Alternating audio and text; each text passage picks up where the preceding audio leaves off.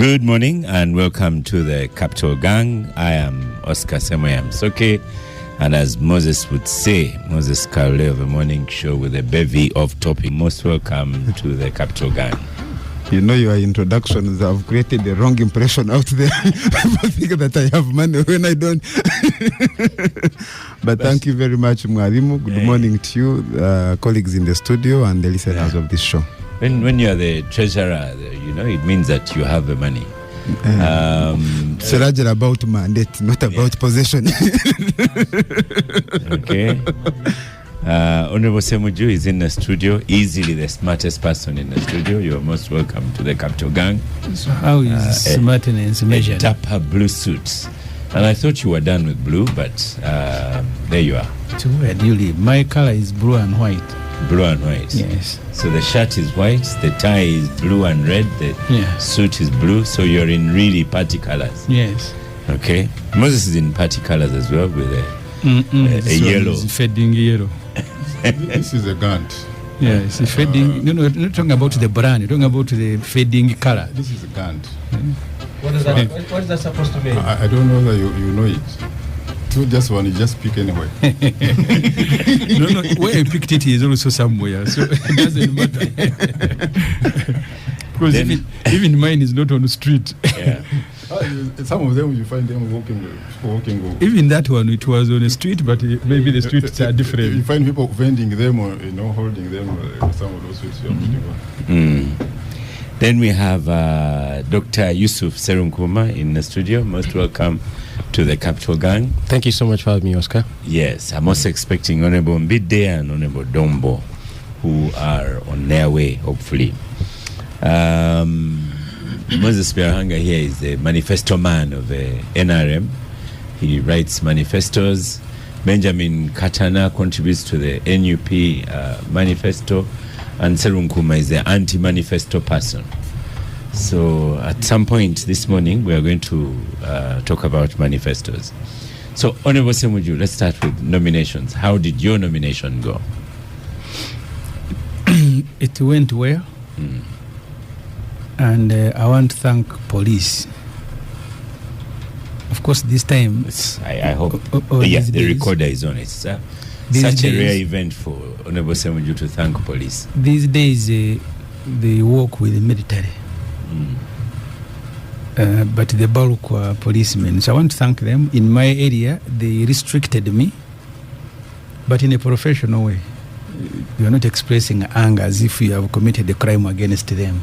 They will tell you these are the instructions.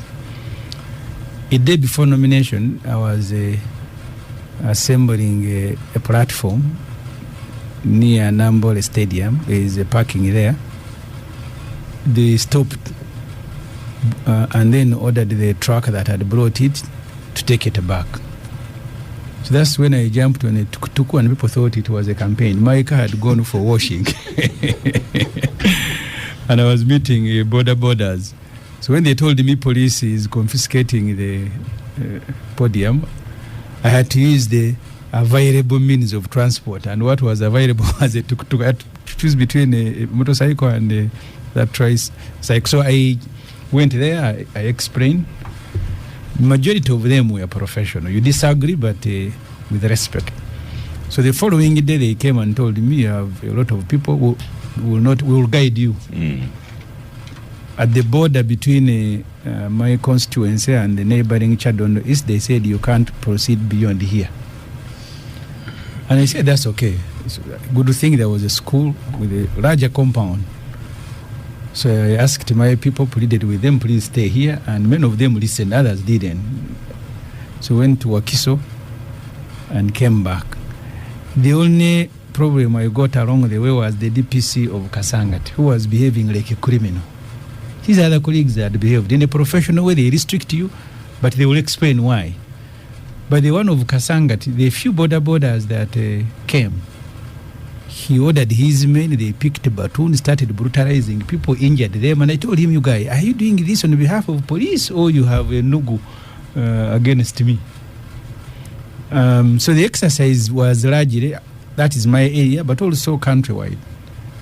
We didn't have the experience of last time, because last time Byaruhanga and his boss they were thanking God for bringing COVID. So they used it optimally to restrict campaigns, no expression. Because you see, campaigns bring excitement. I keep telling security people and NRM, people who go to Nambole to watch a football match, they will go exhibiting and displaying excitement and happiness along the way. It's natural. Especially if Uganda wins. No, even before the match, they will go happy. You will see, you will see that excitement in Chireka. But these fellows want us to hold funeral-like processions, which country worldwide. But even before, the thing that we used to do, there are restrictions this time with the campaigns, because in the last 2 times, for me to go for my nomination, I had a procession from my home to Wakiso and then back, and you meet no police. So yeah, that's how the nomination in my case went, but also in many other cases. And that's why I said, Oscar, I want to thank police. They were professional, with the exception of a few cases of vigilantes who found themselves in police. Yeah. But so for your PFF party, how many MPs have you been able to put forward? How many were nominated? We have about 100. I haven't checked, because with the nominations, you sign papers. Some people don't go to nominate. I remember in FDC we had that experience. You give people, because in FDC we had the luxury of even paying for nomination. Someone picks it and then he switches off his phone. But as a Secretary General, I had stamped for about 110. I am still retrieving information from the field to know who nominated and who didn't. We didn't have the luxury of money to pay for nomination fee. And that's why I cannot speak with certainty that everybody whose papers I signed has nominated. But that was the number. Yeah. You don't have a central organization, something like that, to determine that all your MPs have been nominated? No, as I said, we are retrieving information because the exercise ended just yesterday. We have an electoral commission with the representation at a regional level. So they are collecting that information to know who nominated. Because I've told you in the past, you commission people to go for nomination. By the time the nomination ends, some have nominated, others haven't. Yeah, I was until Benjamin told us of those practices here on Gang. I had not even imagined that side of things. So, and then on to you, Benjamin Katana, regarding nominations. But let's first welcome Honorable Dombo, Emmanuel Lumala Dombo. Welcome to Gang. I know you've missed the samosa, so you'll be busy with that area. And we shall get to you shortly. And you know, when Moses is here, we also get yogurt, so you have enough to keep you busy. So, I had the honor. About this man. I had the honor of visiting his village the other day. Yes. And I came back wondering if he's part of the choir singing, protecting the gains, because I didn't see any in Vitareja. I looked for the good schools. In fact, the people were complaining about the schools that collapsed, the ginaries that closed, the challenges in the rice sector. But that's the conversation I will have with my senior brother after the show. Right. The nominations went on, I would say, largely in many places successfully. Like the Honorable Ssemujju has mentioned, compared to the conduct of police and security forces in 2021 regarding treatment of contenders, it was largely better. Also, let's put your microphone up a little bit. An indication that it is normally the security agencies that bring violence in these processes. When they restrain themselves, there is no violence. We, particularly as NUP, have had challenges in a number of constituencies where some of our contenders were barred from being nominated. I think the most prominent example is in Bukedea, where even prior to the nomination day, we had our candidate removed from the voters register, reportedly on the orders of the Speaker of Parliament, Anita Among, who is the area MP for Kedea. We looked for an alternative candidate. We have been receiving mixed reports, but even this morning I received a voice note from her to the party leadership complaining of the ordeal that she went through, allegedly that she was, I would say, kidnapped, because it was not an arrest, and driven around until late in the night when she was dropped in Mukono. We have had similar challenges in Kakumiro. We have had similar challenges in Ruhinda North, and a number of other constituencies where very big people in NRM did not want to be contested against. We also had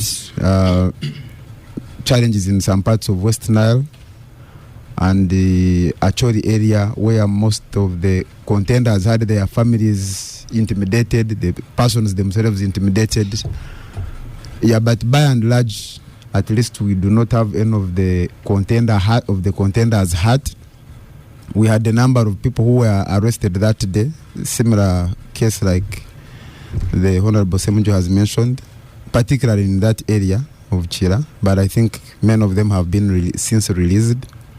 Yeah, but the exercise, at the moment I may not be able to give the figures of how many people were nominated, but I think even before the end of the day, the party is going to have a press briefing and give all those details. But can you estimate how many NUP has been able to field? Has NUP filled enough to take over government if all your candidates win? And you can see Serum Kumba laughing. Yes, sure, but I think taking government is more than fielding candidates. Like I mentioned, we have those that were barred from being nominated. So for now, I may not be able to say how many. I think there are also incidents where one of the contenders was arrested, I think in the Mubende area. So I may not be able to know the numbers as of now, but even maybe before the show, I will be able to establish from Office of the Secretary General how many were successfully nominated. Yeah. Okay. Moses, Byaruhanga, how was nomination for your party? I think Honorable Dongo will talk about that generally, but what I know that I think we have about 7 unopposed in NRM. Dongo can correct me, 7 or 6 who are unopposed. The Speaker, the Deputy Speaker, and 5 others. Oh, yeah, and 5 others. I have their names. So, but let me leave the nomination of MPs to Honorable Dombo. But also, we have also the nomination of MPs is the climax of all the nominations in the country. I think we started with those of local governments, and then presidential candidates, and now MPs. I was just looking at the information from the Electoral Commission. At the district level, a local government level, we have 146 districts and cities. NRM nominated candidates in each one of them. We have 146 candidates. Other parties, I think the one next, the others are independents. I think NUP there has only 49 out of 146. If you go, that's for district chairpersons and city mayors. If you go to sub-county chairpersons, the NRM nominated 2,153 for all the sub-counties. The independents are 2,800. There are even more than 8 NRM nominated. And there NUP has only 619. Sub-county councillors at LC3, NRM nominated 10,346. Independents are 6,000. The other one next to us is NUP is 2,049. Women councillors at sub-county level, NRM nominated 12,000. Independents are 4,000. NUP has 1,300. District councillors, NRM nominated 2,233. The independents are 2,500. I think NUP has 638. Municipal chairpersons, NRM nominated 56. Independents are 152. NUP has 39. Other parties, some of them 152 independents. Whoa. But the cities are not all that many. The district women councillors, NRM nominated 1,700. Independents are 1,200. The other person next to us is NUP is 300. So this tells you the country that if you're going for an election, if you not have somebody to stand for you as a councillor somewhere or as a chairperson, it should really be a gigantic task to think you can even win a presidential or any other election. Like the question you asked, Katana, that do you think if all you had nominated were to win, have you nominated everywhere? Definitely not. And I think, Mr. Katana, when you're talking about our party, we need to be genuine. You mentioned somebody who was arrested. In Kasand, I think I heard about it. What happened? What I got is that this person went. I think people have been going to some of the areas where they manufacture receipts and so forth. Went with a forged receipt that they have paid the nomination fee, which they had not. And then, in the campaigns, people report each other, even from the same party or in the other independent, so has done this. So they went and reported them that this one have a fake receipt. On finding, it was not a genuine URA receipt. And then now the lawyers are there. They charge you with presenting forged documents. Now, that's not a question of that. Someone would go to stand against Anita Among with a forged receipt? No, I said in Kasand. Okay. I said in Kasand, I was specific. That's what I picked. Okay. That somebody had a forged receipt from URA. Who need is to forge? That's what I'm following up.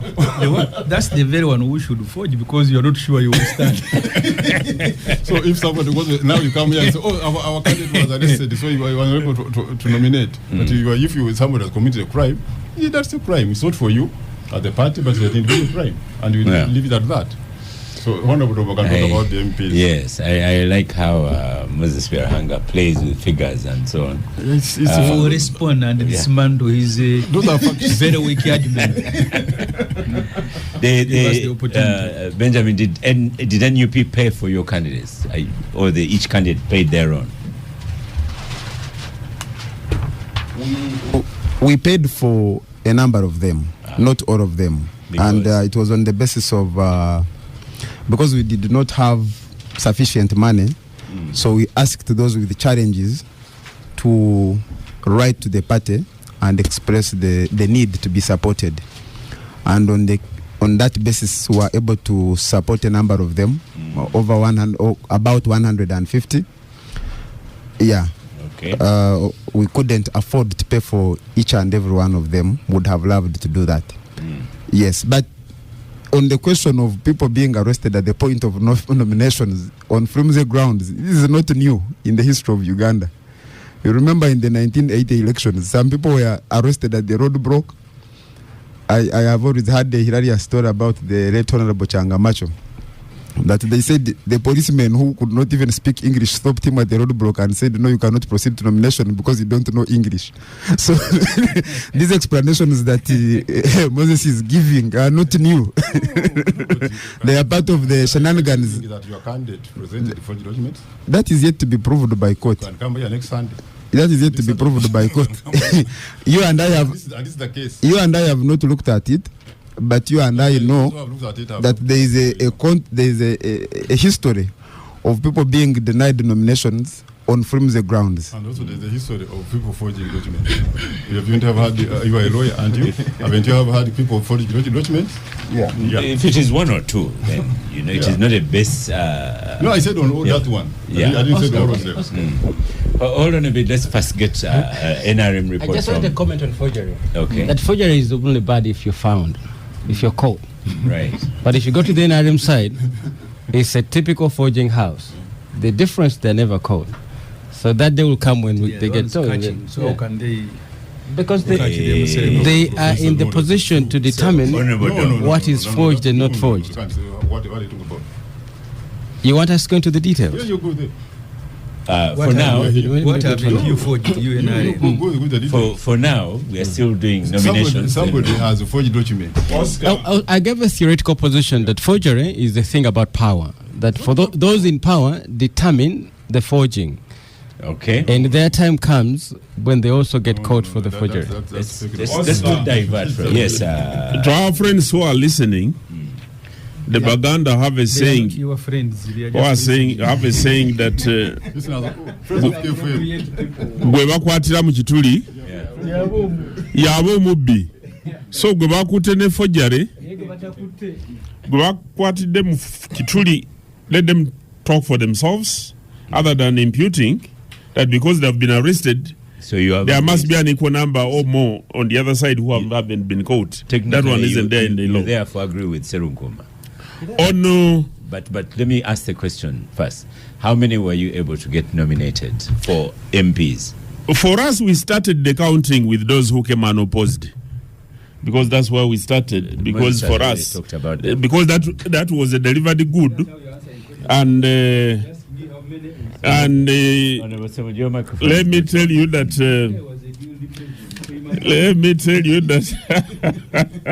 We have had NRM candidates in all the constituencies of Uganda nominated. All the districts of Uganda, they have been nominated. Save for a few where we have had calamities, like in Butaleja, where we have our flag bearer for the district who died yesterday, Mr. Joseph Muyonjo, and district chairman, LC5, flag bearer. And we have since notified the Electoral Commission, both the official Electoral Commission, but also the NRM Electoral Commission. And I know they are going to make arrangements so that we can have a replacement, because there's still ample time. Like I've said, that for us who have been more excited right now about the members who have been returned unopposed, and you have heard the two principals, the speaker and her deputy, that is public information. But we also have the woman MP of Arua, Honorable Paparu Lilian Obiale. This is the second time she's being returned unopposed. Some people are lucky, or they have worked so well in their places that the people love them. In Kiruhura, woman MP, Honorable Ruth Rujio Kimishabe, has been returned unopposed. Honorable Mavenjina Catherine, all the persons, has been returned unopposed. I don't know what happened to my brother Ofono Pondo. He was Nominated, but he should have come unopposed, because I can see all the persons, many of them are coming unopposed. We are going to find out if there is anything that we can do to have it. No, to have a discussion. That's politics. There is Honorable Kugonza Emily from Buyanja, returned unopposed. There is Honorable Joy Wako, the female MP, older persons. Joy Wako has been returned unopposed, and the Honorable Banya from Koboko Municipality. To us, we believe that by the time we go to the main elections, this number will keep growing, because the woman MP for Rubirizi, Rubirizi, Jennifer Arena Itwe, the one for Koboko. Yes, of that Emily. Koboko County. Emmanuel Banya. Banya, Mr. Banya.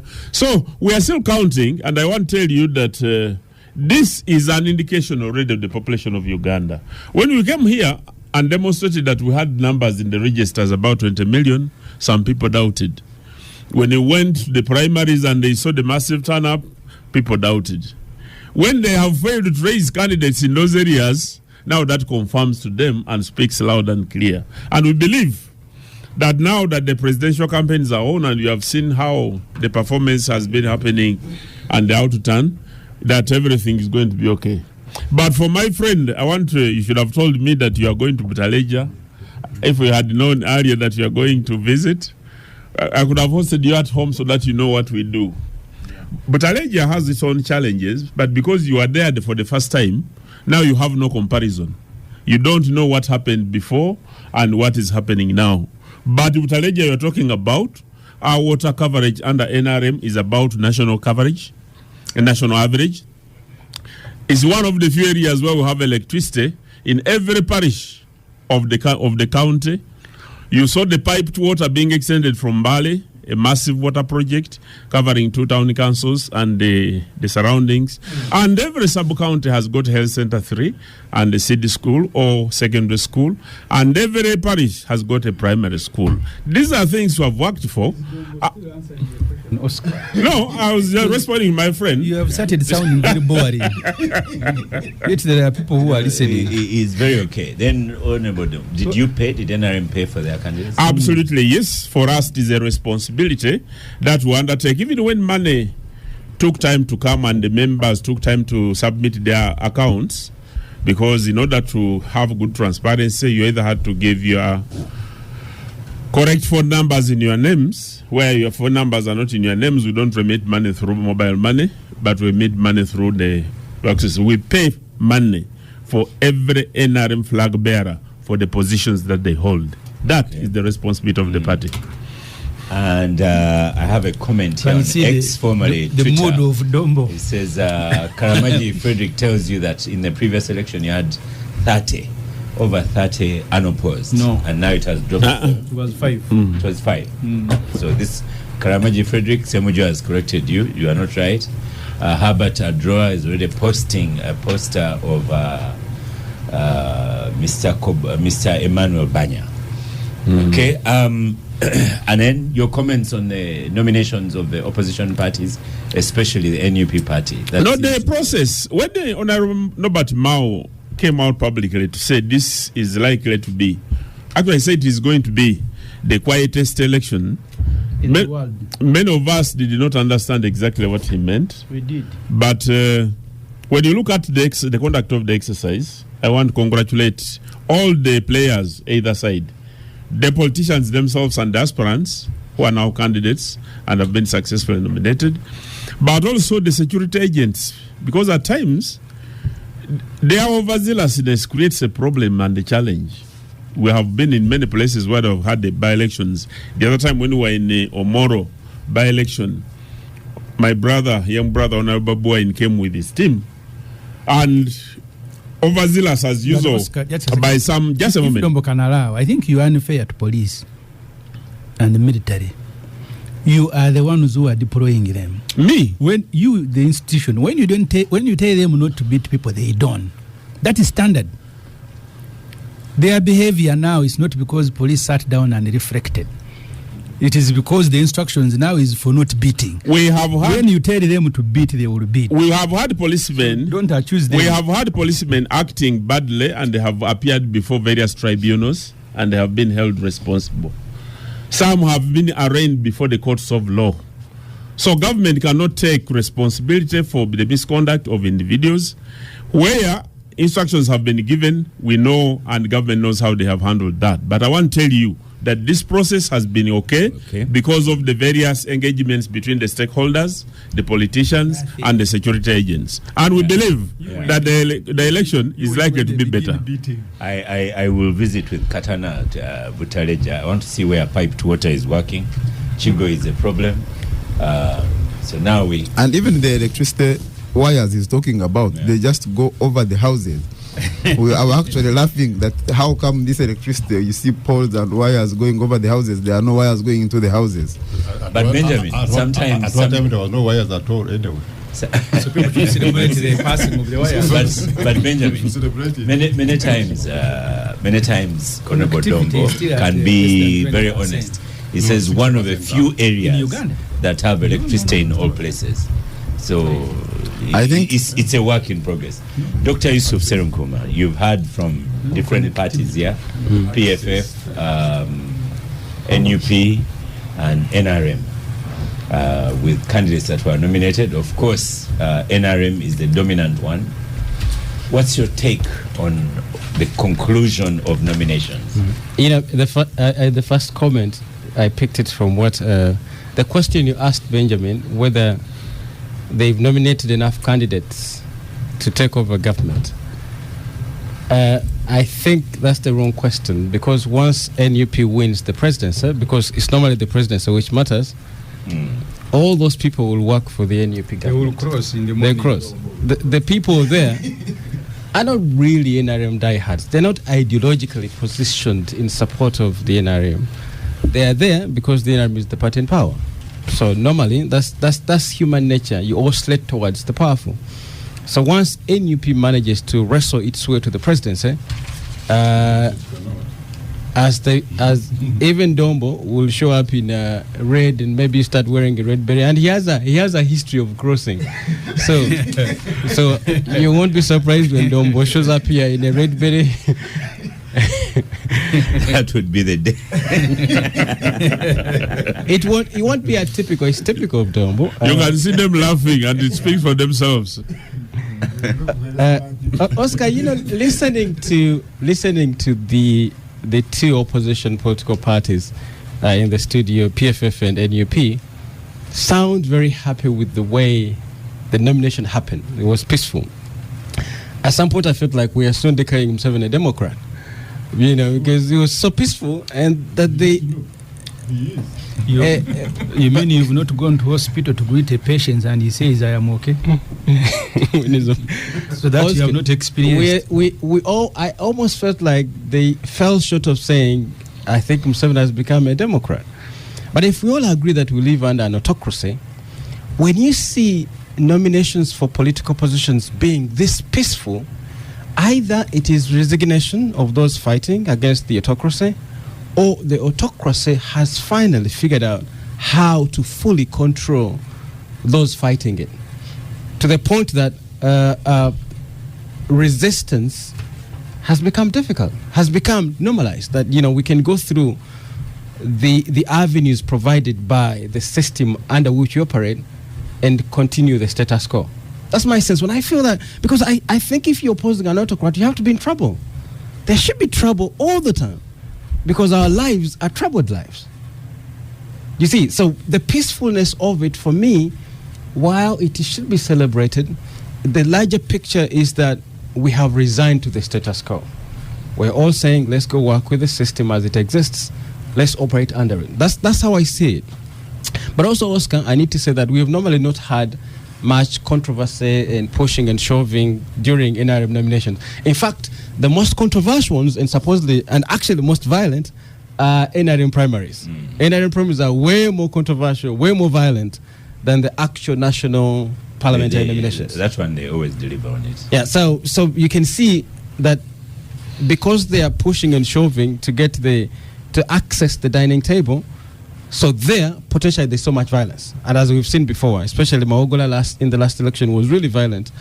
And if SEC would be taken as the example not too long ago, what also happened shows you that internal NRM politics are way more controversial and more violent than national politics.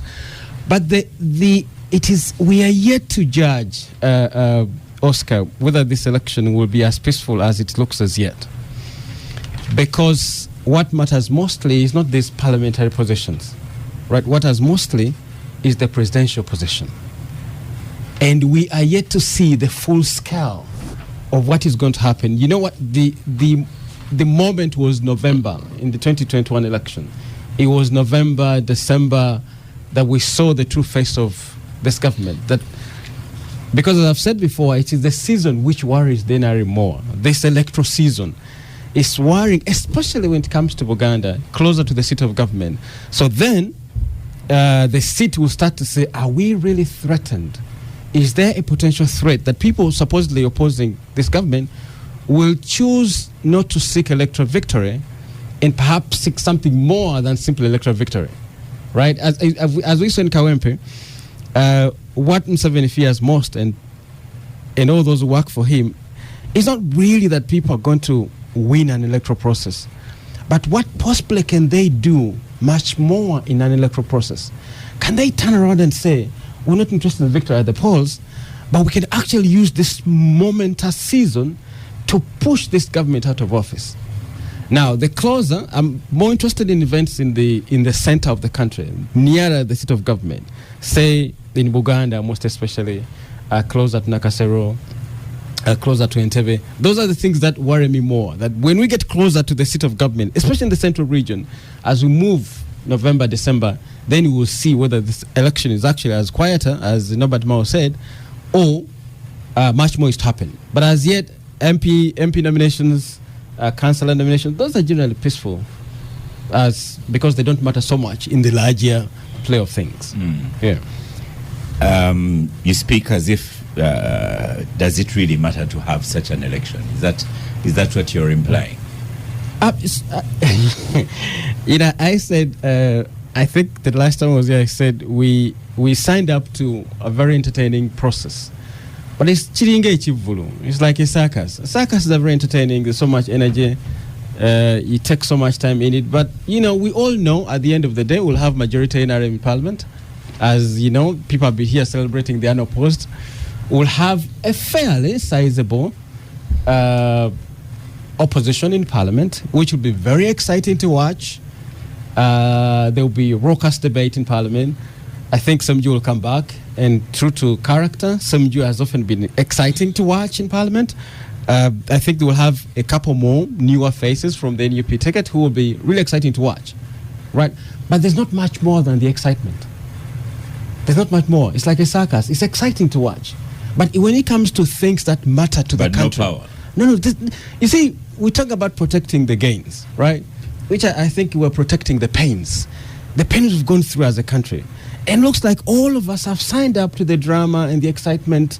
Yeah, Oscar, I was here when Johnson Nyinyi grilled Mturachi for the position of CEO of Uganda Airlines.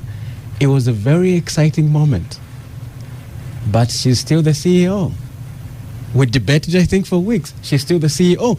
We debated UCDA for extended periods. Still, they dissolved it. Every person who matters in this country, in terms of coffee, had an anti-UCDA dissolution. Every person who matters in this country with a voice in coffee. From even our retired economic Professor Ezra Suruma, we can go over these people. Every person who matters as regards the coffee business concerned said, don't dissolve UCDA. They dissolved it. So beyond the excitement... And what has been lost?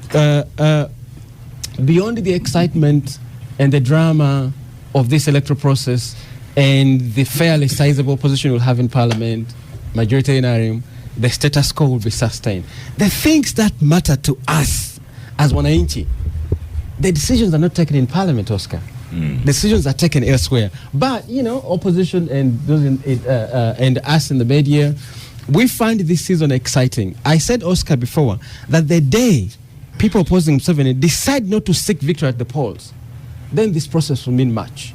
The day they say we're going into this process not to seek victory at the polls, but to use this process for something much more meaningful than simply taking the ballots and then, because we're not in charge of the counting, and then somebody is declared winner. The day that happens, and interestingly, it's actually what Museveni fears most, is that if these people turn around and say we're not actually going to just tick the ballot boxes, we want to actually use the season to push you, because Museveni, in his calculation, he's more prepared for such a possibility than simply ticking the ballot boxes. Interesting view. That's worthy a discussion at another time. This feels like a football commentator. Yeah. He has argument for your loss and argument for your win.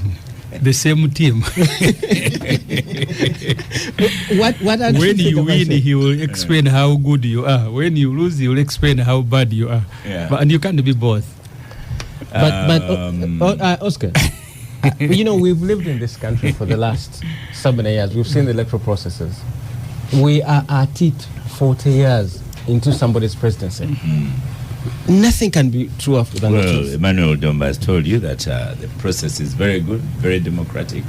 They have unopposed people and so on. But Honorable Ssemujju and Benjamin Katana, tell us about the other political parties, opposition parties as well.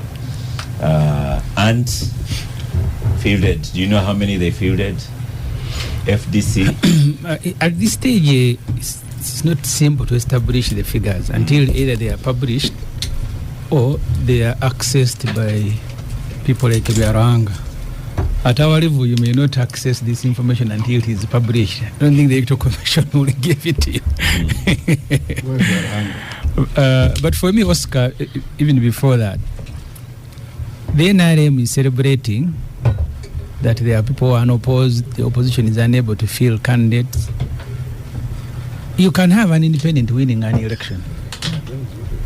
The first time I contested for a member of parliament, that constituency called Chadondo East, at that time, I had only one FDC councillor, but I was able to win. Majority councillors were DP, followed by NRM. But also you need to look at the electoral areas in Uganda. Before the show, I was talking to Moses. Karamoja, with 1.4 million people, has 26 MPs. Wakiso district, with 3.4 million people, has 9. So if you celebrate Karamoja, and it's deliberate, the Honorable Segona represents a constituency of 800,000 people, the biggest in the country. Mine, Chira municipality, is 500,000, bigger than Tororo district with about 7-9 MPs. Tororo district is about 350 something people. They have 9 MPs. There are more than 7. There are 310 voters. No. The whole district, look at the population of Tororo. It's more than 300. It is not the size of Chira municipality. No, I said For me, it doesn't matter. Okay, you can put it at 400, whatever. But the point is, they are about 9. They are about 9. No, not 3. I mean, Byaruhanga, look at the figures. Ruwero district has about 350. Smaller than 350,000. Yes. The population, the whole population Of what? of Ruwero. So Ruwero is smaller than, in terms of population, is smaller than the Chira municipality. Even Tororo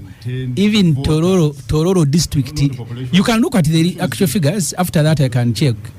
The population is smaller than Chira municipality, the whole of Tororo. But it's not 300,000. It doesn't matter. We can look at the figures. They have 9 You can MPs. accept it. 310,000. Okay, he can add. Voters. Eh? Those are voters. Those are not Yeah. voters. Those are not voters. They registered here. Yeah, but you see, Segona's constituency is 800,000. The voters are 300. So you mean Tororo with a smaller figure has the biggest voting population? You can look at the figures, Moses. Refresh yourself. So the point is, Oscar, Kampala with 1.5 million people, 10 MPs. Karamoja with less population, 26. So this number of councillors Byaruhanga is throwing in your face. Yeah, they are just councillors representing I don't know who.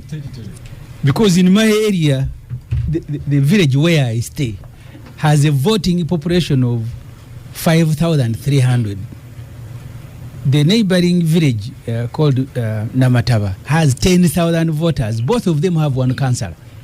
That population is almost the same population as Karenga district with about 200 councillors. So when you are speaking to an ignorant audience, please, you can celebrate those figures that have been fictitiously created. And that even goes to other administrative areas. So for me, the point is, where the opposition is present, you made sure that the administrative units are not created. Where the NRM is very big, you have 1,000, 2,000 councillors. After nomination, certainly you will come here and celebrate. Speak about Kampala, Wakiso, Masaka, and other areas.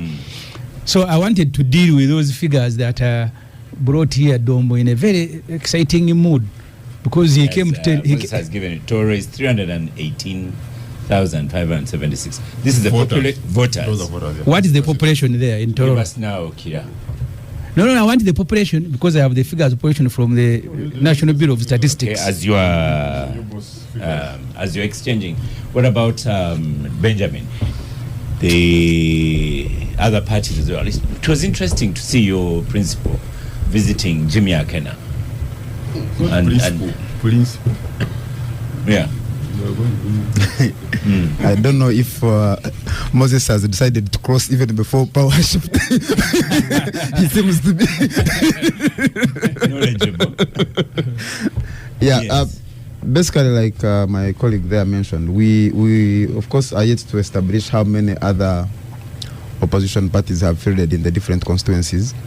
But just to emphasize the point he was making, that the process does not start and end on the day of nominations. The gerrymandering, that where the NRM thinks they stand a better chance of getting many MPs, they fracture constituencies into so many. Here in Kampala and Wakiso, in this electoral cycle, they have merged the number of electoral areas. You find where there were 2 councillors, there is going to be 1. But in places that are less populated, you have the number of councillors increasing, the number of MPs increasing. But by and large, the opposition parties face similar challenges. Because the particular example I've given of Bukedea, the people who were blocked from contesting were not only the NUP prospective candidates, but even the FDC candidate, the independent candidate. So these challenges cut across. They are not restricted to a singular political party. The other aspect associated with that question of fielding of candidates is the money factor. That in many places, actually across the country, I think all these parties could find people to run for these electoral processes, but they do not have the money even to pay for nomination fees. Yet these political parties do not have money. Ugandans are yet to, many of them, to develop a culture, but of supporting financially their political parties, but also many of them don't even have the money. So you have some, because for us, the people who missed out on account of not being able to pay, even when we are ready to contribute for them, are very many. So I believe that other political parties even faced worse challenges in terms of raising money. Because if you are going to nominate even just 50 people, you are talking about over 150 million. These parties have no revenue. They have no means of generating income. So it becomes a problem. You didn't collect from the primaries. But Yes. you haven't answered the question I asked. Meeting with the Jimmy Akena, the president of the other UPC, are you building alliances? Is Jimmy Akena, did he manage to register for MP, or he has lost out completely? Yeah, I'm not certain if he got nominated to run for MP, but we have been having conversations with all political actors on our side, even PFF people, ANT. FDC. We have not had conversations with NRM people because the NRM people are having conversations with the DP and other groups. So, and I think Mao summarized that now there are 2 groups. There is a group of NRM, DP, and the other actors.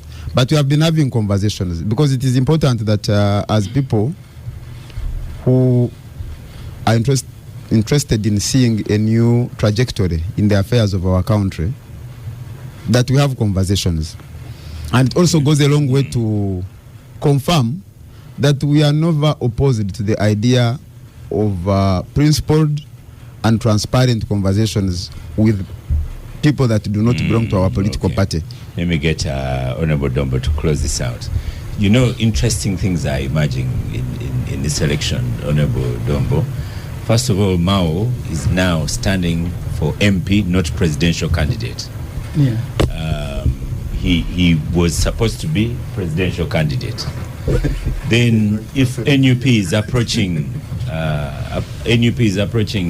UPC, but the principal of UPC, Jimmy Akena, is also with NRM. So, how does it? What will it be like going forward? When NRM came to power, there is one fundamental thing that was introduced in Uganda.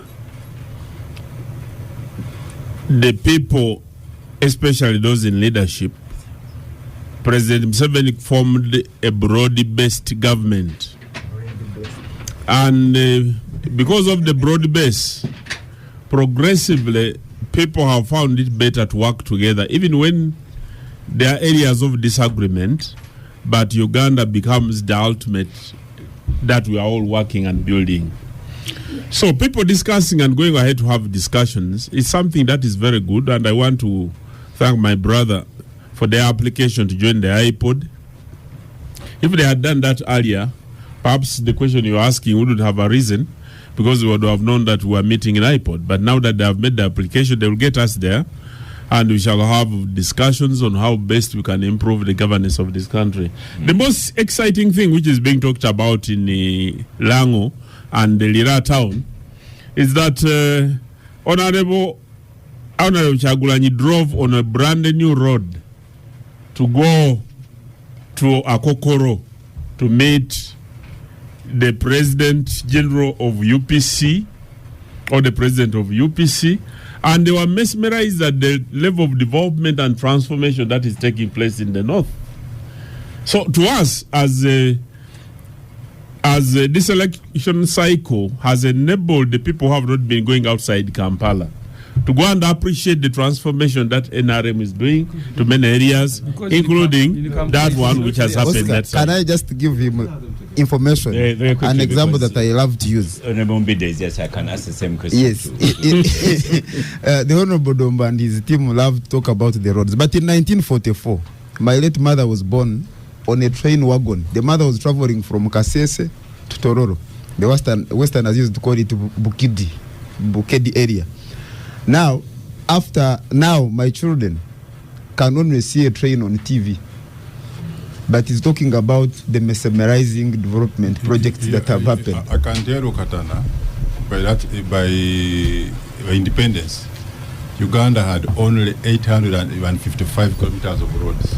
With 4 million people. Yes, wait, but the geography remains the same. No, the size of the country. The per capita is very important. The geography remains the same. People have to See, move from Byaruhanga, you Arua need to get serious. My parents went to Chazanga in 1964. They were animals. Listen. I was in Masaka Secondary School.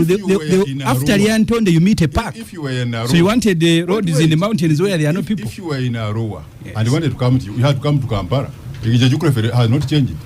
The population has changed. Yes, that's true. There are no settlements. So you wanted the roads leading to nowhere. The revenue has increased because the number of people has also increased. Welcome to We can look at the Tamaka per capita. Yes. You can look at it. Hey.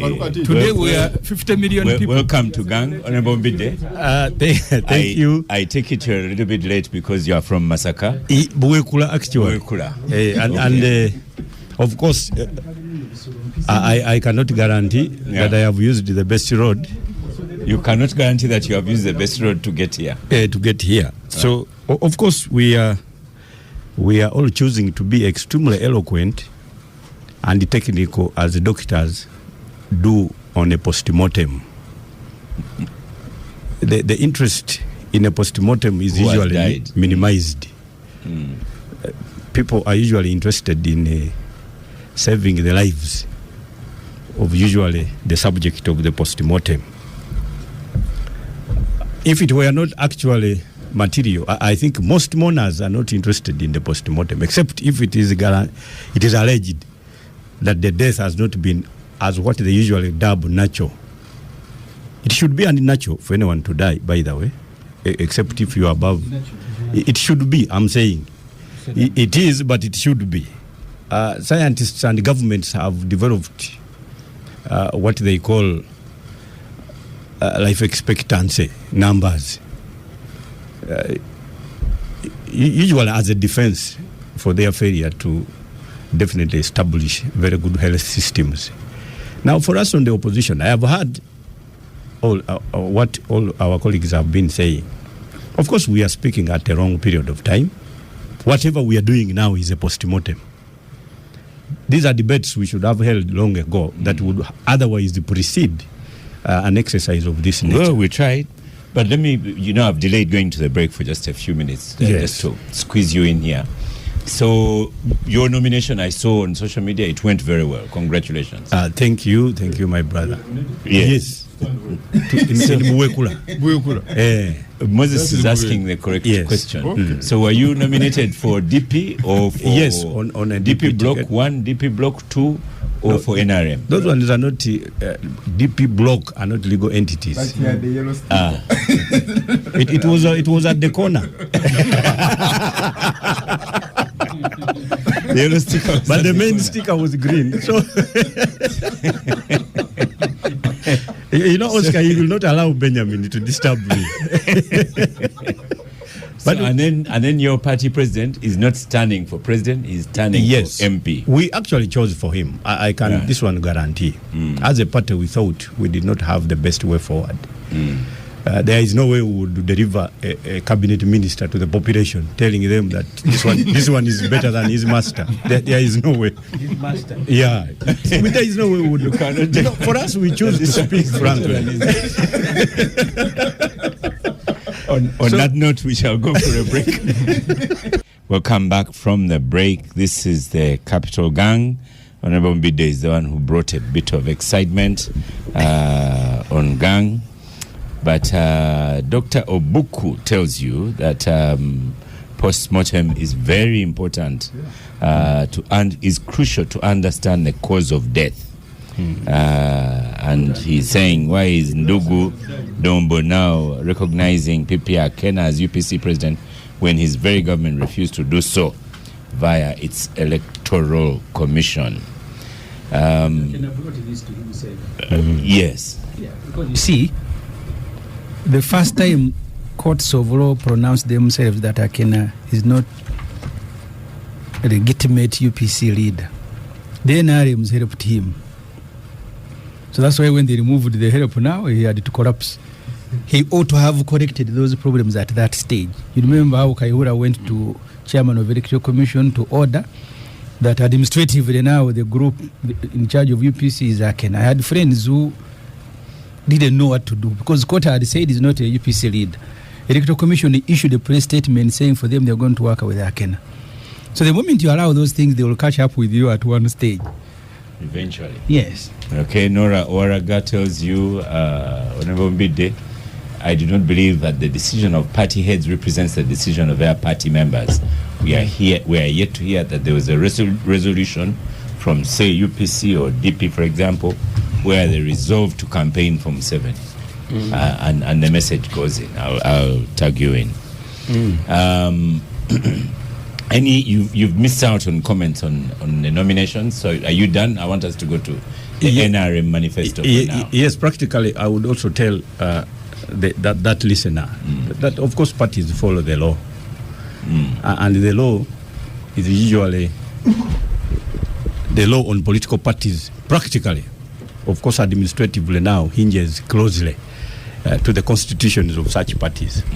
For example, our constitution, Article 27, gives the party president the position of chief spokesperson with the ability and the sagacity to make any statements, but with a disclaimer that such statements can actually be overturned or ratified in a meeting of any other next executive committee. So clearly, when the president makes a statement, it becomes an embodiment until, of course, it is addressed by the political party. Most of our players, though, choose to play outside the Democratic Party box. They don't get elected to positions of authority within the party. And accordingly, each time the party sits, somebody is a huge member of parliament but is not a member of the National Executive Committee. And you find that he begins vending opinions that are actually anti-party to the extent that he gets lost. Most of them have actually gotten lost. They started vending opinions of other political parties to the extent that when those political parties arrived at their own party cards, now they are seemingly lost. Most of them are carrying symbols, others a snake, a hole. You see, because now they are lost. Our symbol is a hole. How are you going to market such symbols, new symbols to your population? A symbol of a snake? Yeah, you see. I didn't know that one now.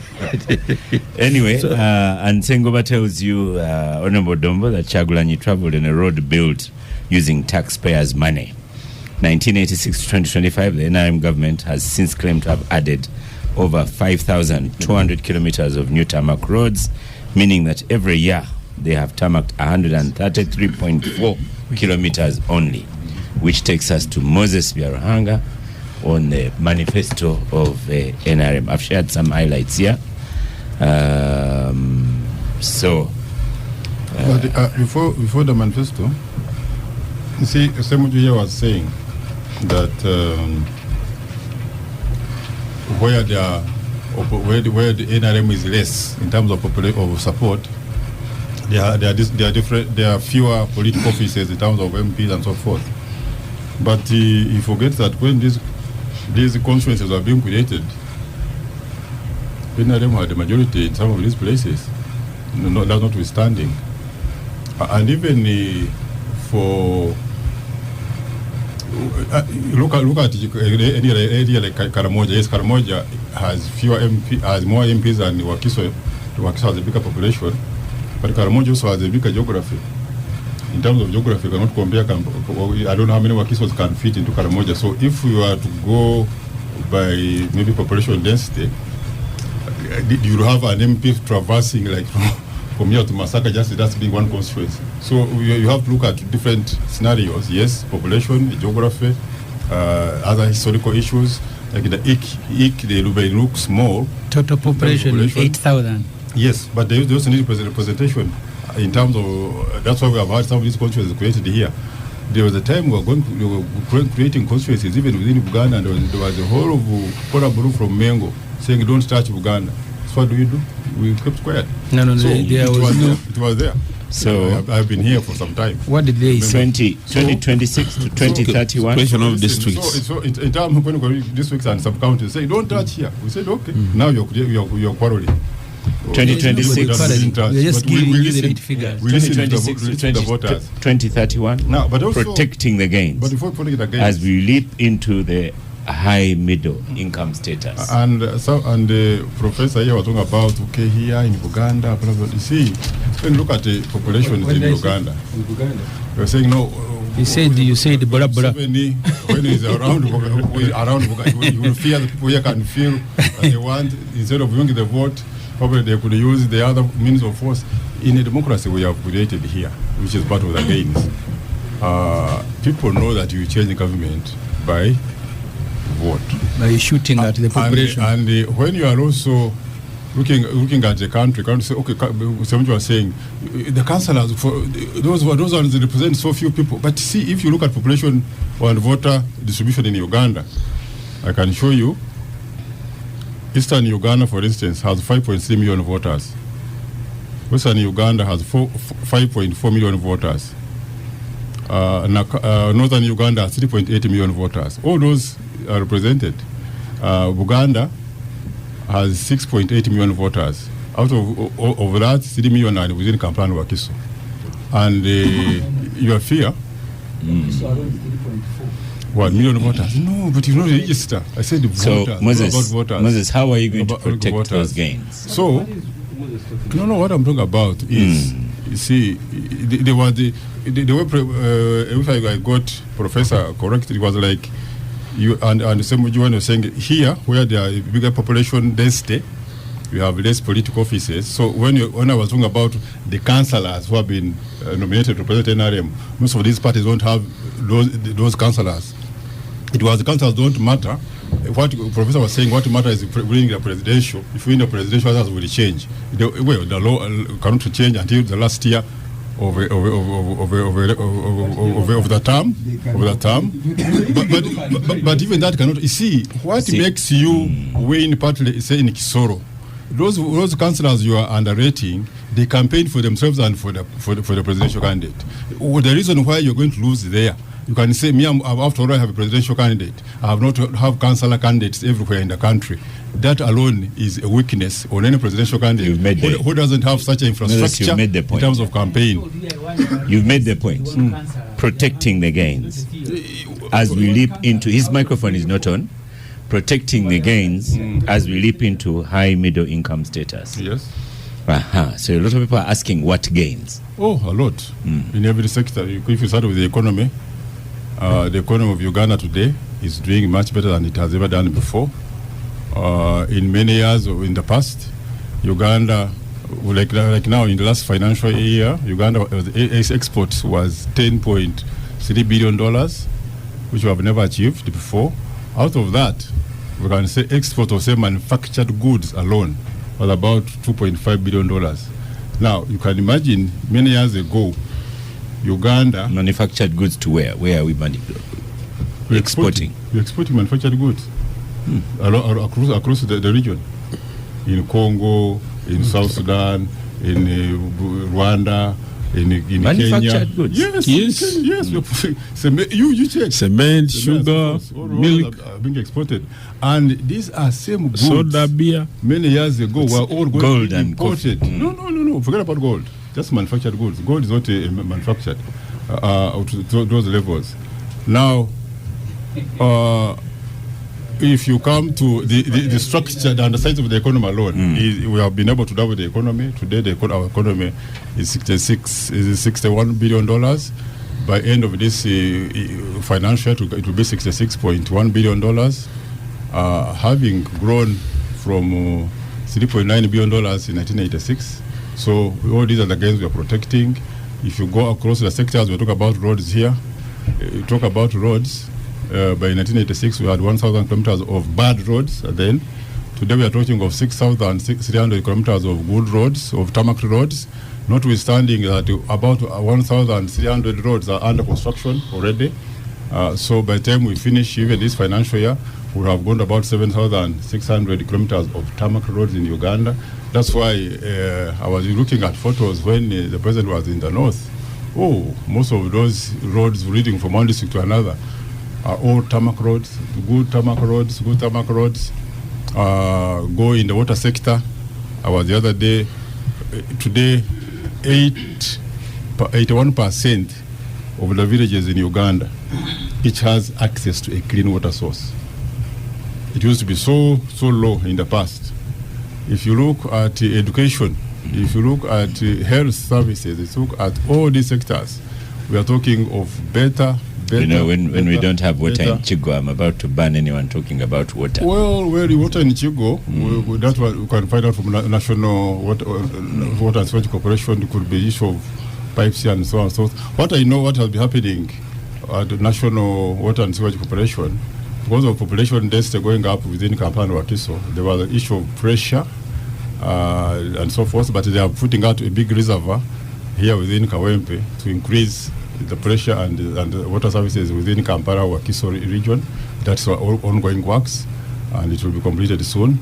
But if you look at electricity, both generation and expansion, today only 2 districts in Uganda are not yet connected to the national grid. That is Buvuma and Obonji. Where you go to the districts, they are talking about electricity at least being connected to all the sub-counties. And in many of the sub-counties, you find that the districts are, say, 26 sub-counties, maybe 20 or 19 of them are already connected to electricity, to the national grid.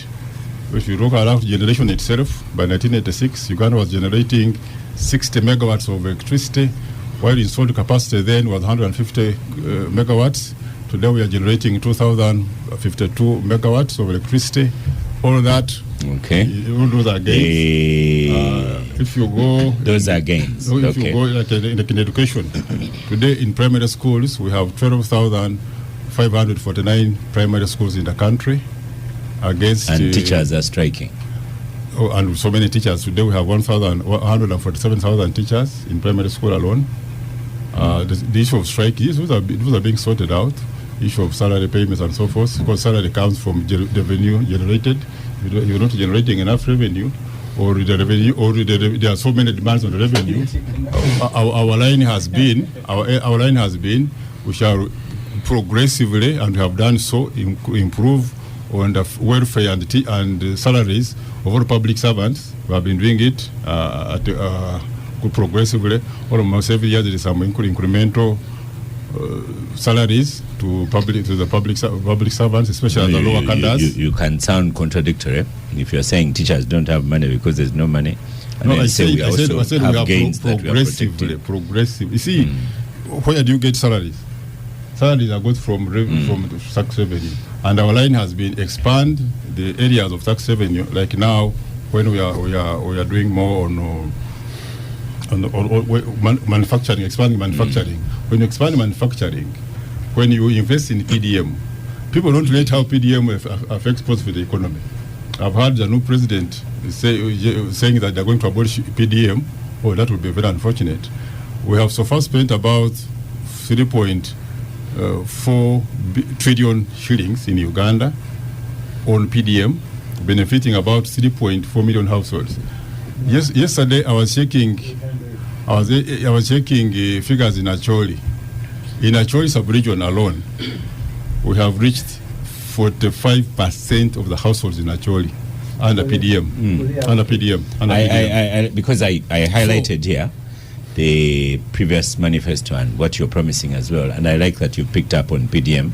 You spent 350 billion with people benefiting. What is the definition of benefiting? The beneficiary households, those who receive the money and invest it in whatever activity they are doing. So when are you going to profile the investments that they have made from PDM?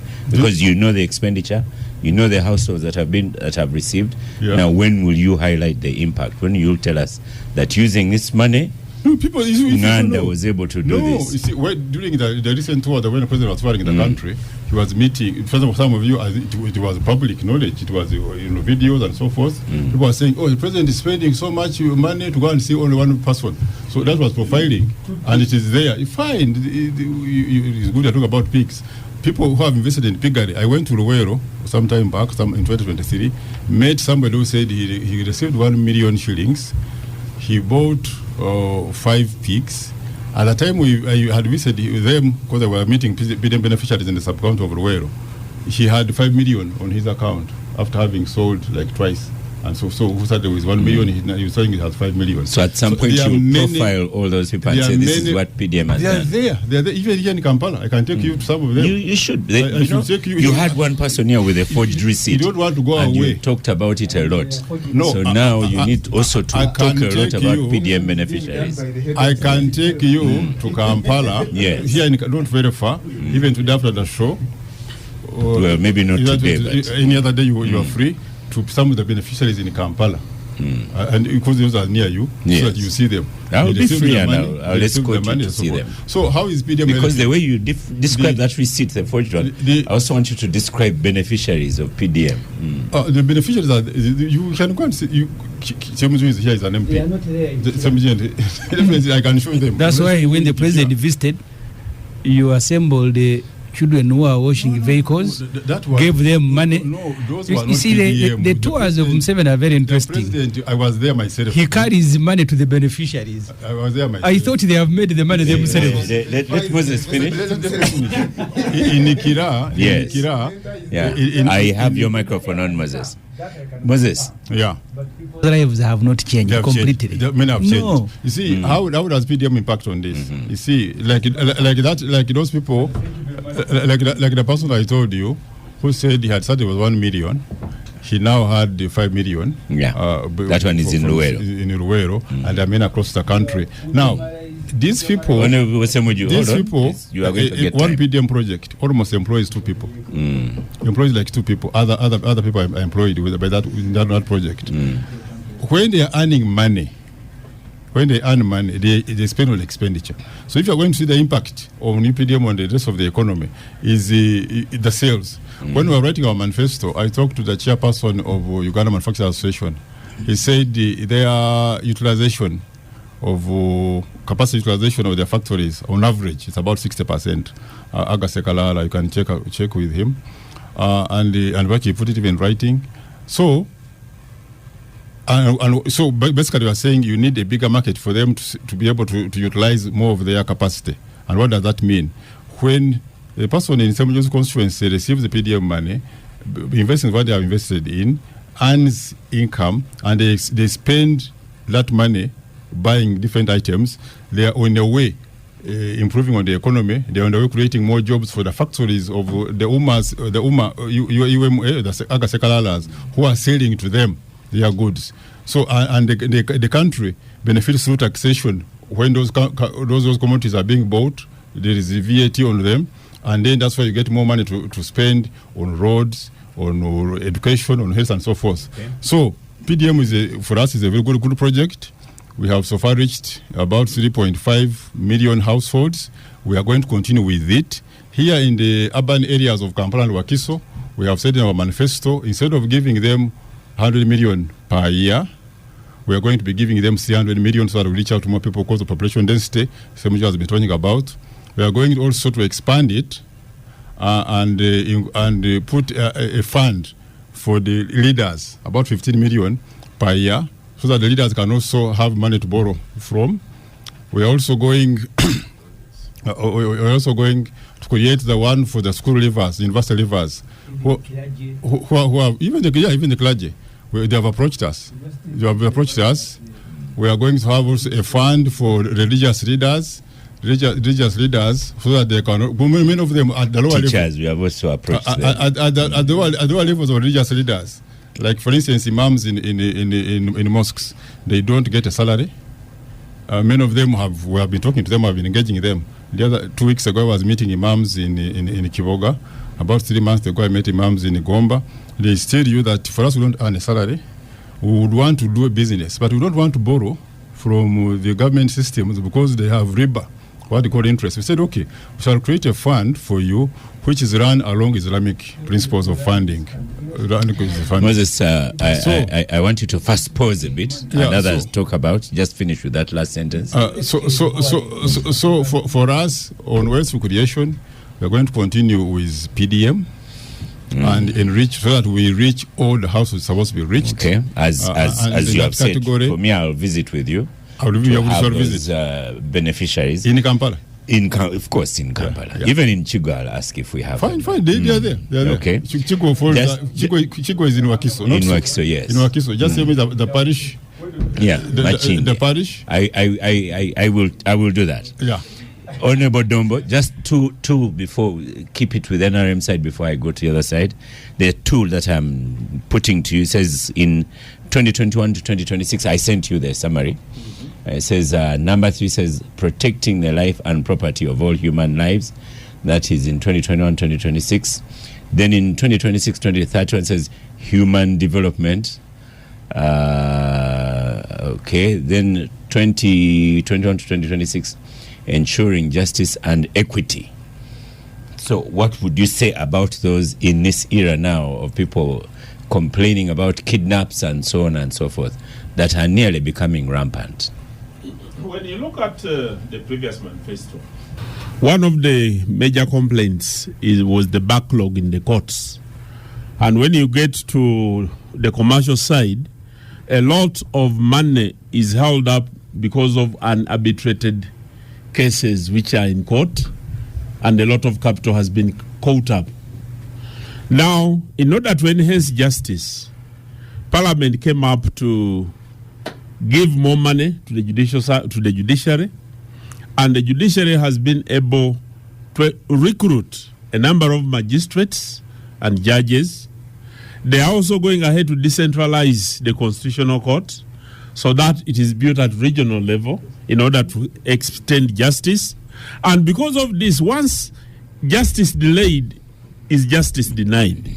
And once you enhance justice and equity, then you enhance good governance. So this is one area where we have worked so well, and even they have constructed the courts in the country, and also enhanced, given hope to the judicial officers that now the judiciary or the bench is attracting people from the private sector to join the bench in order to give good service in that area. Mm-hmm. This is something that has been done, and I want to thank the members of Parliament who have been keen implementing this the NRM manifesto and ensuring that the things that we planned for have been brought to the fore. But finally, I was at the campaign trail in northern Uganda, and in every area where the president has been, he has invited beneficiaries of PDM or those from the skilling sector. When you listen to the confession of the young people, what they have done, and the products, some of them, one of them in Pajule, when we were in Pajule in Pader, a young man came with about 10 pairs of shoes that he had made. He had offered to sell to the president all of them, and the president only bought one, although very expensively. And the young man went celebrating. But when you listen to the population after the president has gone, during the interaction with the population, right now people are going to go for skilling because the North suffered a lot of disadvantage because many children grew up in camps. But also, many have been disadvantaged, those who have been chased out of school because of the school fees. 3, the skilling. Now, giving skills to people. There are many young people who have graduated out of school with degrees in the various disciplines, who are going back to acquire skills so that they can be able to do something with their own hands. So this is something that has helped the human development of the population, but also that has improved the equity and rule of law, but also creating justice within the population. Before we stop for a break, just a quick one. 2 lawyers in the studio now, Katana and Bide. When you say courts, my friend, a new judge. I beg your pardon?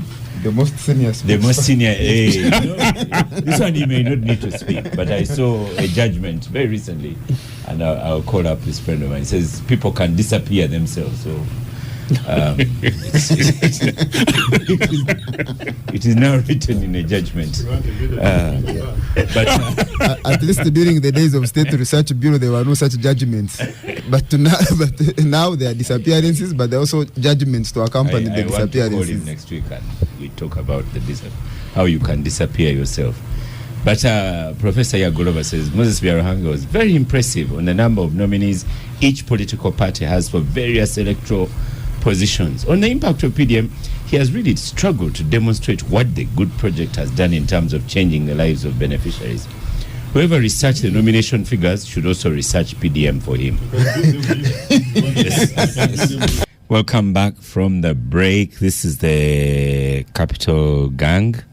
We're discussing NRM manifesto. I'm pleased there's so much interest on social media and wherever.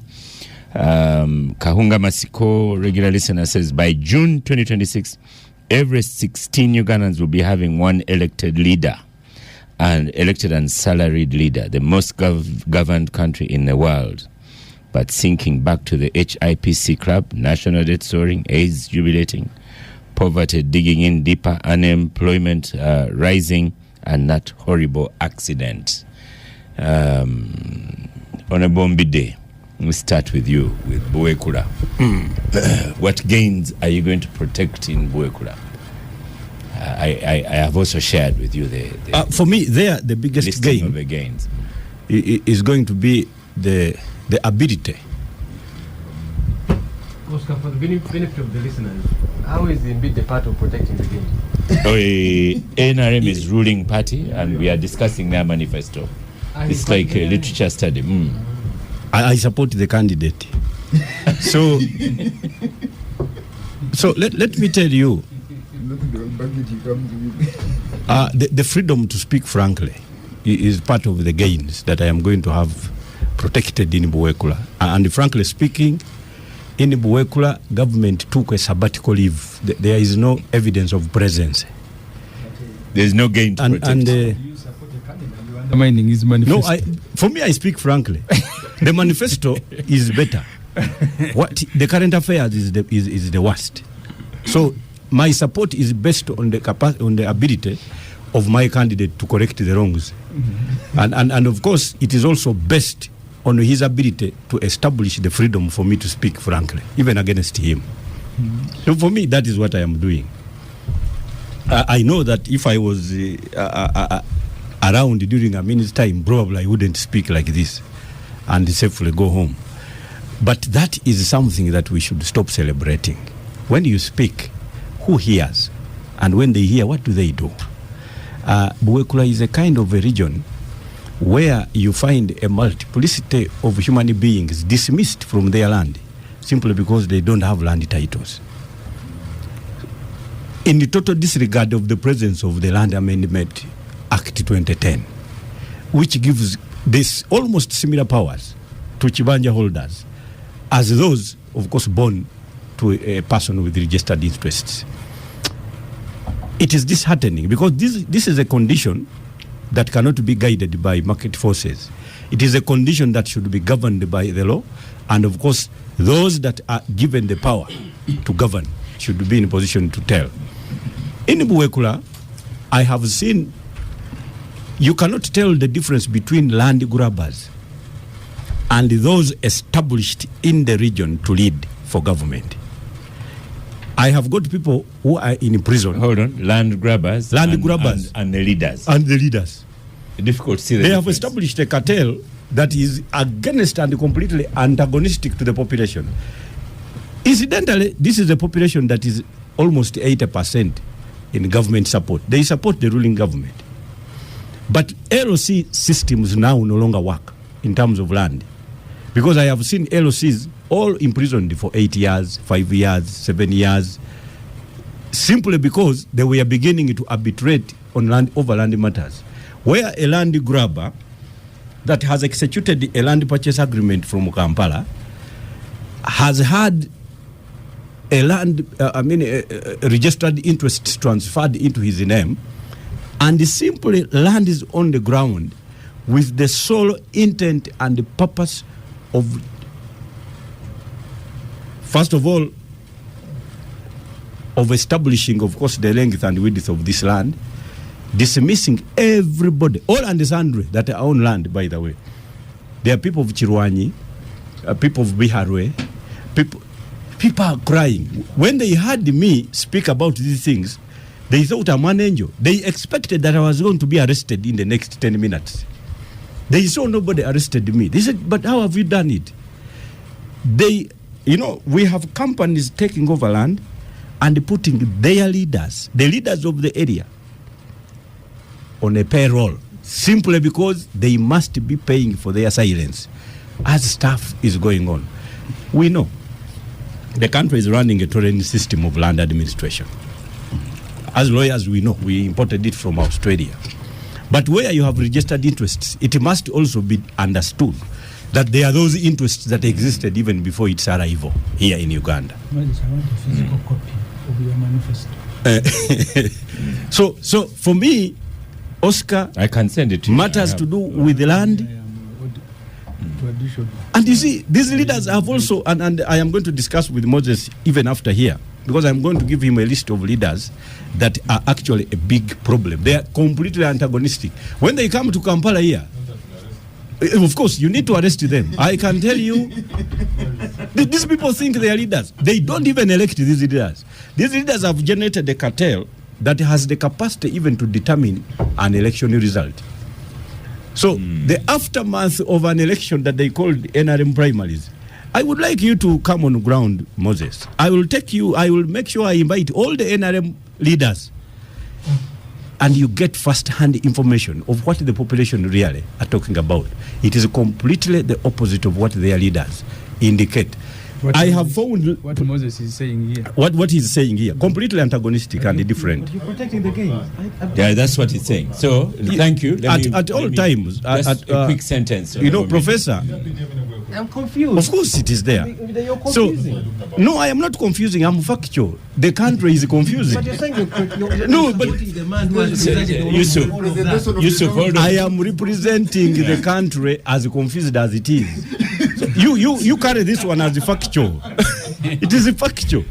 So I have told you I am utilizing the simple gain of being allowed to do this. Okay. For me, that is what I am. It is the overriding necessity that I am actually trying to come up with. So, Moses, I am telling you, we cannot be here and begin a frolicsome exercise of indicating normalcy where it doesn't exist. we have got leaders that are actually misleaders. And I have got a full record of these people. And the country and the government needs to take stock. What you see as development is almost just organic development. Chemeza, people are doing their work without necessarily having a lot of intervention from government. In fact, against what they are only, because when all powers belong to the people is enshrined in the constitution, the meaning is that it exists between now and 15th of January. Thank you. They will hand it over to those that will exercise to it. Yes. Benjamin Katana here in his area. We have Taremwa Peter, says on Wednesday last week I was coming from Revisengo in Toroko district. I saw a man fetching water from a seasoned river. I don't know what a seasoned river looks like. And I pitied this government boasting about water connectivity. Water by the sea. Just here in Bujuko. Bujuko is on Michana Road. It's about 15 minutes from the says, thank you, Moses. They don't have piped water. Elaborate and on point by giving facts and figures. Hon Ssemujju is beginning to appreciate the NRM manifesto. Maybe that's why he's asked for it.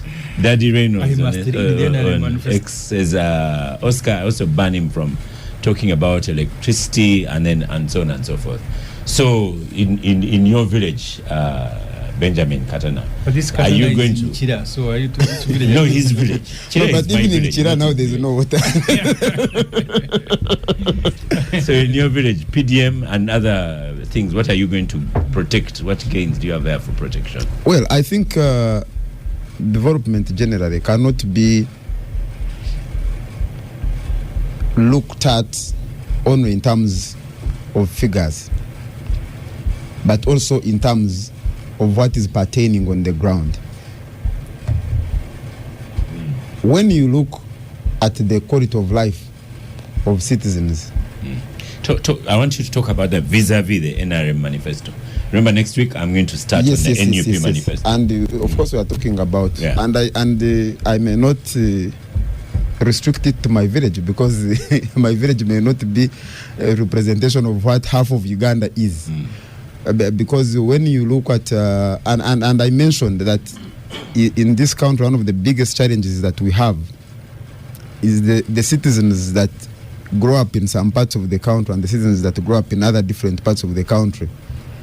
Their outlook of what Uganda is may not be well aligned, because a child who has grown up, for example, from my village may not know that people in Uganda still live in a grass-thatched house.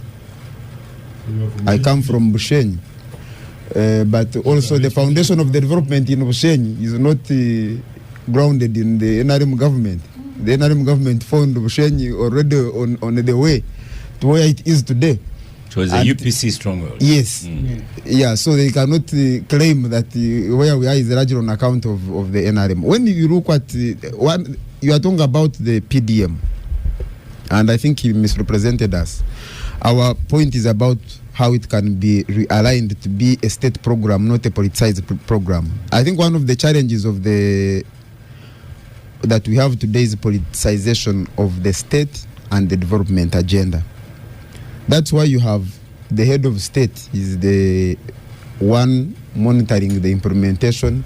The joke about taking pictures with one pig and one goat is because it is not looked at as an economic initiative that is aimed to uplift the lives of people, but an initiative that is supposed to just earn political credit. That is why today they are talking about PDM, because it is the 2021 to 2026. It is something they must sell to give some population hope. Yeah. But if you ask for the gains of Bonawa Gagaware, they are not traceable. I can trace them for you. If you ask for the benefits from the other initiatives that we have had, they are not traceable. Why? Because these are introduced in every term. The intention is what you would call chigumaza. Give the wananchi hope, do some politics around it, but when you come back to count what has been invested in this project and what has been recouped, you realize that the gap is very wide. In terms of, if you talk about education, for example, they are talking about education, but 68% of the children who start P1 don't finish P7. I don't think that, and by government's own admission, I watched a clip where the head of state was giving statistics on how the education is performing UPE and USE. But also, if you look at an ordinary person sells their land in the village, they send their child to school, the child finishes university, they sell the remaining piece of the land, send that child to work in Oman as a guard or a maid. The citizens who belong in this category have no gains to celebrate. Because, like someone mentioned, they should be celebrating pain. Dombo told us they send money back. Educating a child is not a celebration. You are not educating them. You are just taking them through a process that does not prepare them for the challenges of the day. Final sentence on that one, Benjamin, and yes, to go to Ssemujju. The final sentence is that there are no gains to celebrate. Maybe at individual, if people are looking at it, the ones that are counting it at the individual level, but collectively as a country and as a community, we have no gains to celebrate. Okay. Honorable Ssemujju. Mr. Katana, he should have known that one time President Museveni asked that in order to build good political parties, we must build parties that can either generate or are funded by government. Now, when the government decides to provide money for funding parties, when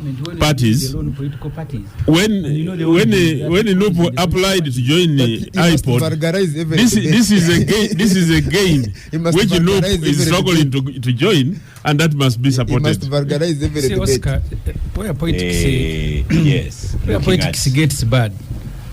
Dombo was in Parliament when the Law on Political Parties and Organizations Act was enacted. The people on the Committee on Legal, Wacha, Wandere Ogalo, are the ones who made that proposal because there was a limitation on how much money you can raise from outside. It was never Museveni's idea. So, but let me go to the issues. Byaruhanga Moses, in an economics class, he will get A+. And I always go because he has picked these figures and is able to repeat them. If you're going to look at Uganda's export, we are smuggling gold from Congo, which we export through the world airport. Not true. We now have about $4 billion US. We realize from that gold that we are helping Congolese to sell, because the Eastern Congo is not allowed to sell gold. They are trafficking their gold through Uganda, through Tanzania, and through Rwanda. But they carry all the money back. That's why Byaruhanga, you run a budget, a deficit budget. This country of yours that is growing. Look, this financial year, you presented a budget of 72 trillion. 32 trillion is going to be borrowed. You are borrowing from foreign banks. We have about 26 commercial banks. 24 of them are foreign owned. This financial year alone, Oscar, in this budget of 72 trillion, these banks are going to carry 9 trillion interest that they are carrying back to South Africa and England. You run a telecommunication sector that is all foreign owned. All the money, the point that Katana made here, the figures are very impressive, very good, but the money is taken back to the owners. So for us, we just see banks here in Uganda, but all the money they are making, and that's why even Ugandans now are borrowing from outside. So the figures and the economy maybe if you're going to go, because you see, if you have distributed money, you'll have some people celebrating. Even the PDM you're talking about itself, Byaruhanga, if you look at the figures, formal figures presented by government, people who have received, because the NRM likes celebrating a recipient. People who have received PDM money out of the 3.5 household, it is 800,000. And each household, you are counting one person.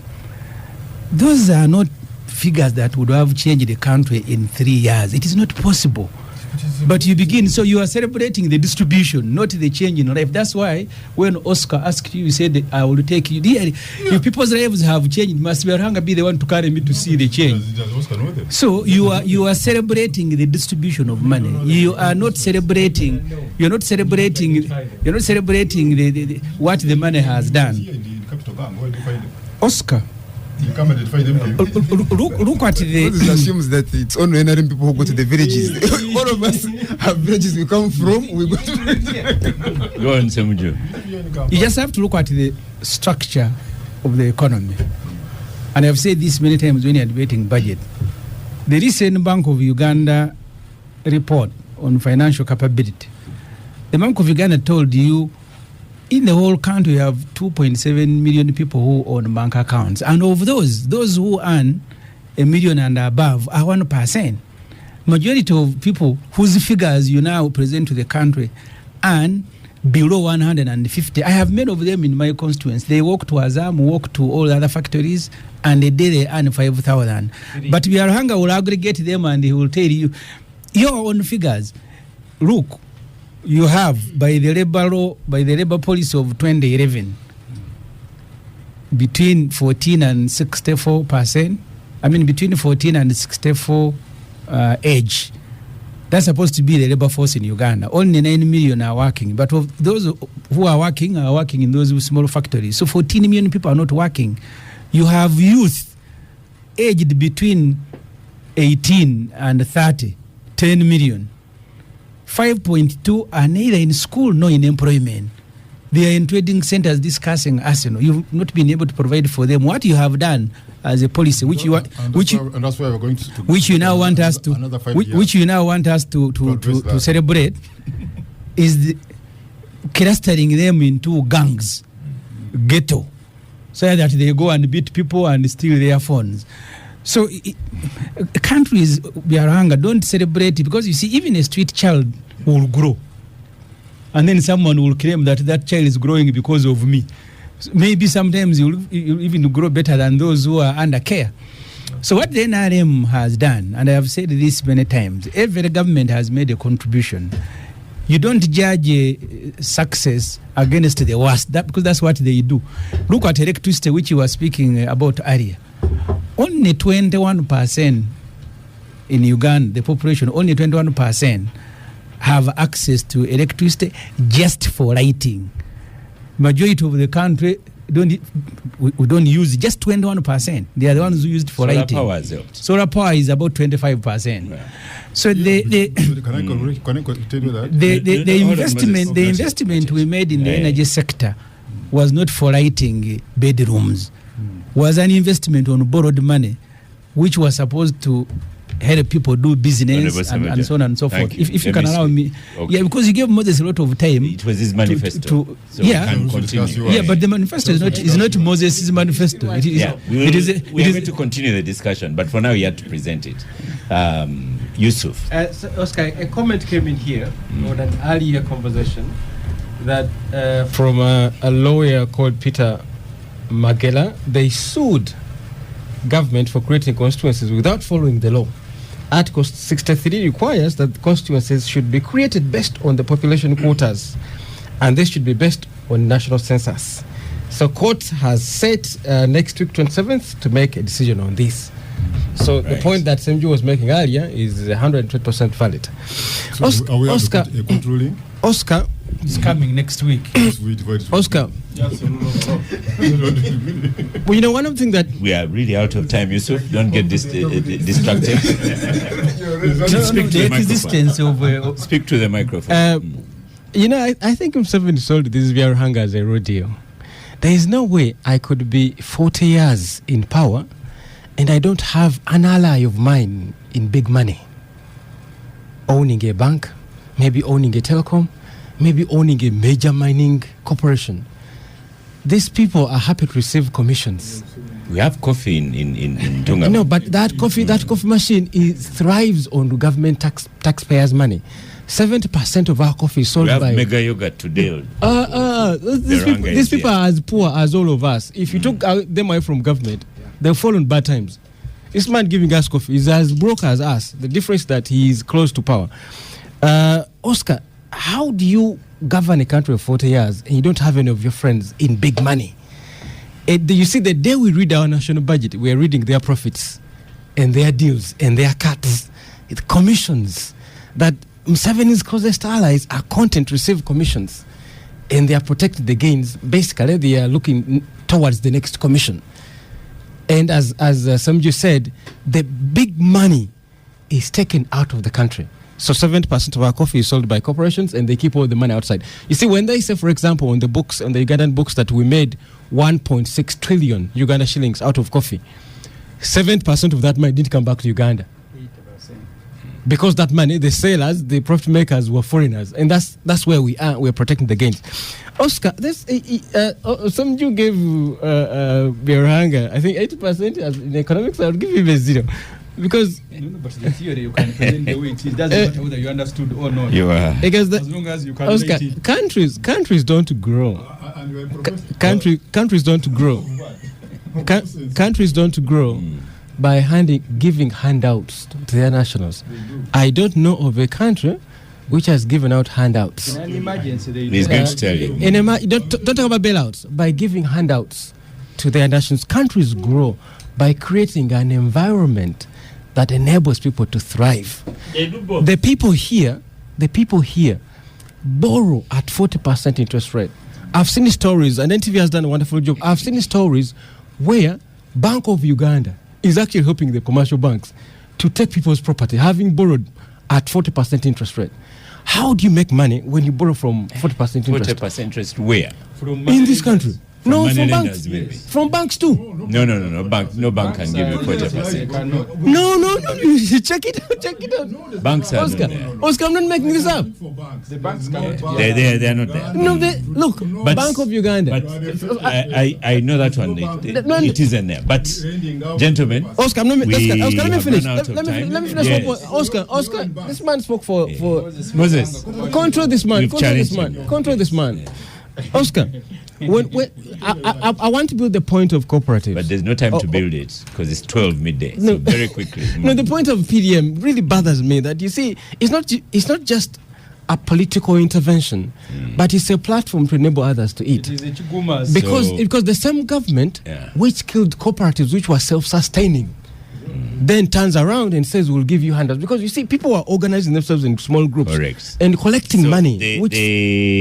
Yusuf, we've run out of time. It's midday. We've had a few more minutes to just conclude. Oscar, just I will allow one point. Your final minute starting now is like 1 minute. Just to protect the pains of the game.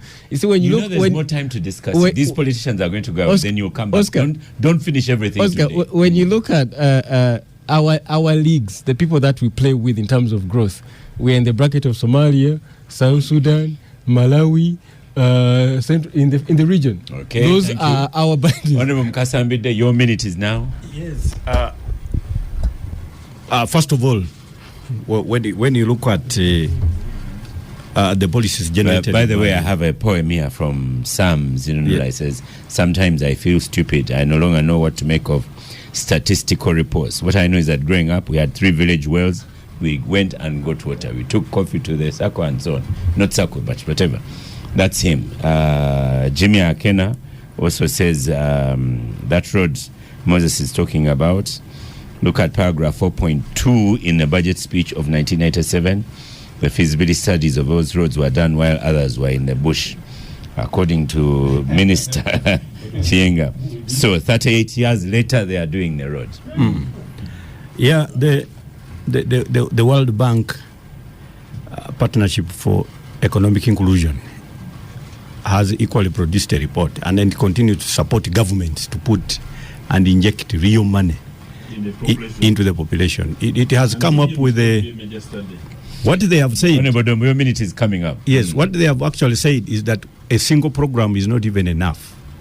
They have identified that poverty itself, while I am, you look at all Please procedures, continue. quantitative easing and all of that, and most of them actually refer to actual money, because you have to create a volume of transactions right from village level up to the top, and that is what ultimately transmits into the overall GDP.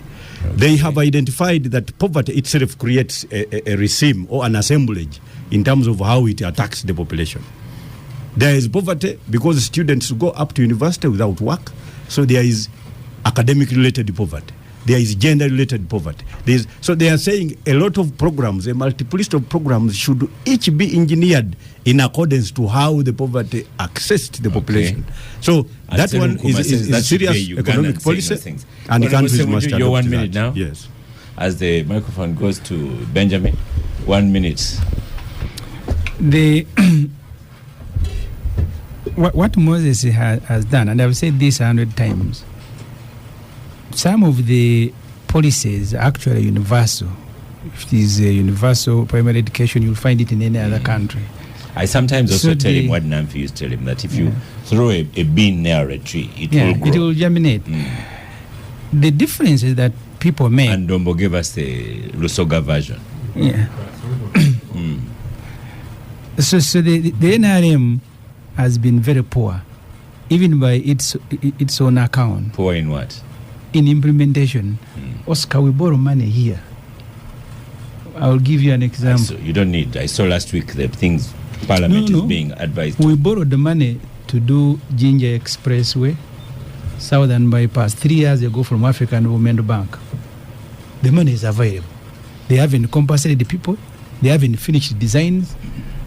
That's why Katana said they're like a tortoise, the way they were walking. There will be a step made. 14 trillion shilling borrowed.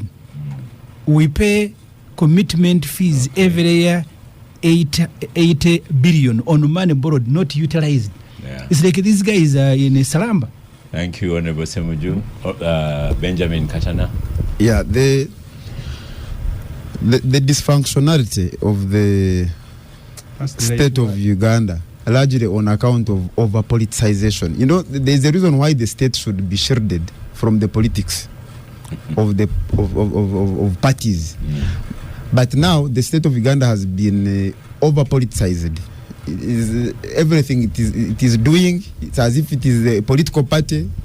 That's why it is even very hard to draw a line between who works for the state, who works for the party, who works for the individual. And on account of that, there has been what you would call political decay. Because of many reasons, the way people are deployed, undermining efficiency, but also the environment is not conducive, especially for innovation and thinking, because people are comfortable by comparing themselves to how they were 5 years ago, not how where they should have been in the 5 years. And as a result of that, you have the education system that is producing people that are not prepared to handle the contemporary issues. And therefore, they will have the degrees, but they will not have the skills that will enable them, even if they are to be exported as labor, as skilled labor. That's why that our people who will go to Dubai are going to be working as cleaners, as opposed to the ones who are coming from Singapore, who are going to run the banks. And therefore, considering the time spent by the NRM government in power, the 40 years or so, and where we have reached, the speed, to re-emphasize what has been said, has been so slow. Thank you. So there are no gains to protect. Emmanuel Dombo, you 1 minute. You're not getting a minute out of his politicians. Oscar. No. You are done. Oscar, the effect of winning a presidential election is that you legally get taxpayers' money to fund a political party manifesto. Now, it is correct. This program here was a political program under a manifesto, currently being funded by taxpayers' money. So what he calls over-politicization, I don't understand it, when the genesis is the political manifesto presented this that we paper, presented so we are before the population. You can't stop here, Honorable Dombo. Moses Byaruhanga, you finish it off. You have all of 2 minutes. Yeah, on finishing it off, on PDM, I was just giving an example of Acholi sub-region. In Acholi sub-region, we have so far spent 192 billion, which has reached 191,000 households, which is 41% of the households in Acholi have already benefited from PDM. Now, Katana here said that I was getting them wrong on PDM. Well, when his party president was in Soga, I watched a video where he was saying he's going to abolish PDM. He didn't say going to improve it. He says he's going to abolish. He will abolish it. So, Katana should come out clear. Ssemujju says he'd abolish it. The NUP president, listen, the NUP president has said he's going to abolish PDM when it comes to power. Now, that means those how much is reached will never be reached. Moses, I have the NUP manifesto, so we'll concentrate on it. I said the NUP presidential candidate in Bosoga said he will abolish PDM. Katana here is saying I got him wrong. So it's a question of English. If he, but because he said it in English. Thank you. So finally, Moses. Maybe he didn't understand what he said. Thank you so much, listeners of a Capital Gang. There's Yusuf. There's we're still on. Honorable Ssemujju. Yusuf is an SK Runjan X from formerly Twitter says, but this Dr. Yusuf Serunkuma guy, we're in the same class with Somalia. That's a joke of a weekend. Then there's a doctor here, John. He has said. I'm lucky. I was not. He was not my lecturer. Otherwise, if he's a lecturer of anybody, that person should fail. So John says you don't know people borrow at 26%, but once you default, banks can charge penalties up to 50%. This is real. I am not so sure. I want to thank Star Cafe. Thank you very much for powering the gang. Rough Cuts, we've entered your time. Thank you so much, Rough Cuts, for patiently waiting. DJ Nyowe is next. I am Oscar Ssemujju, and I shall see you next week.